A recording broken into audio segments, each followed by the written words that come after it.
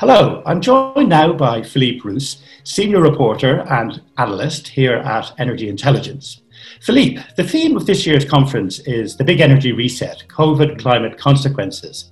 How do you see the pandemic impacting the energy transition? First of all, hi, and thank you for asking me those questions. The pandemic might, it's too early to say, especially because we don't know how severe and how long the pandemic will last. But I think there's a good probability that the pandemic will accelerate the transition. Energy demand is down quite obviously because the GDP is down, it's been slowing down, and it's not a given that it's going to rebound as energically, I would say, as it used to be before. I mean, there might be some changes in behavior that become permanent. I mean, I'm thinking one, it's actually what we're experiencing today, that we're working from home, and it's working pretty well. So it might, I'm not saying that everyone will spend all his or her time permanently working from home in the future, but I think people will spend some time working from home, which will have consequences in terms, for example, of in terms of energy consumption when people commute or don't commute. Air travel might also be impacted.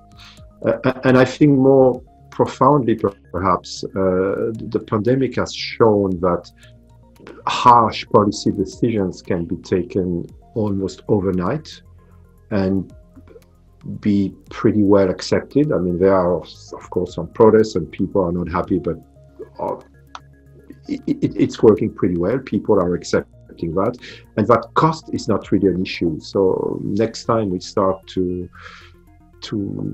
talk about climate and what can we do about climate, the argument that says, oh, it's too difficult, it's too expensive, I don't think it will work as well as it used to be. So bottom line, I think there's a good chance that the pandemic accelerates the transition. And one thing we've seen over the last year is more and more of the oil majors and smaller companies even pivoting on climate. I mean, how convincing are the strategies they've laid out?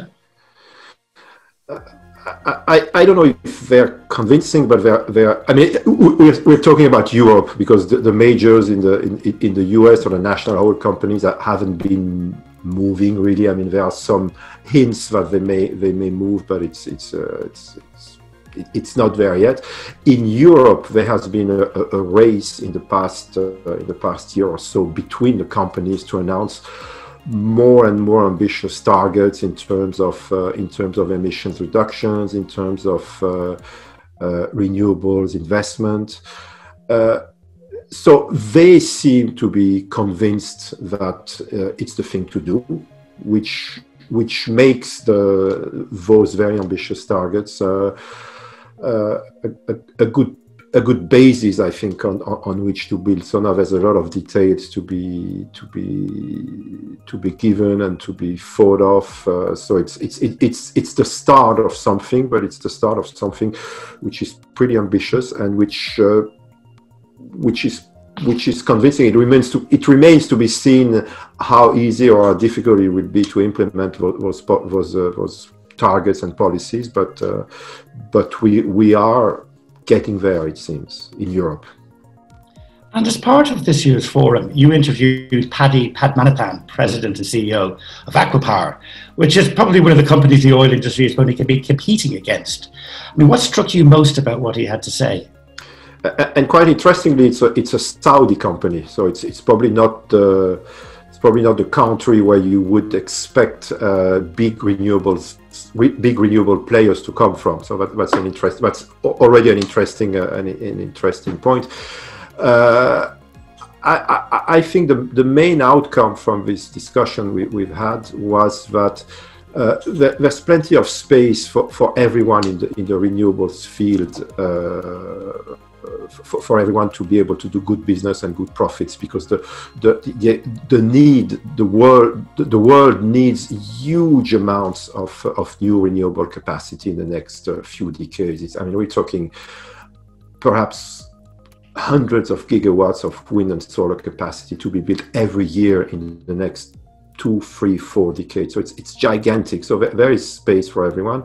That's one outcome. And I think the other outcome is that all companies or new entrants in the industry in general shouldn't be too, I shall say, too greedy about the profits they can expect from that. It's I mean, power in general is a low profit and low risk, and it's low profit because it's low risk activity where you don't make huge amounts of money, where you don't lose huge amounts of money either because of the risk factor, and there's so much need and there's so much money available across the world to finance this industry that there's no reason really that huge profits can be made out of this industry. But there is profit to be made. There is good money to be made, and there is a huge market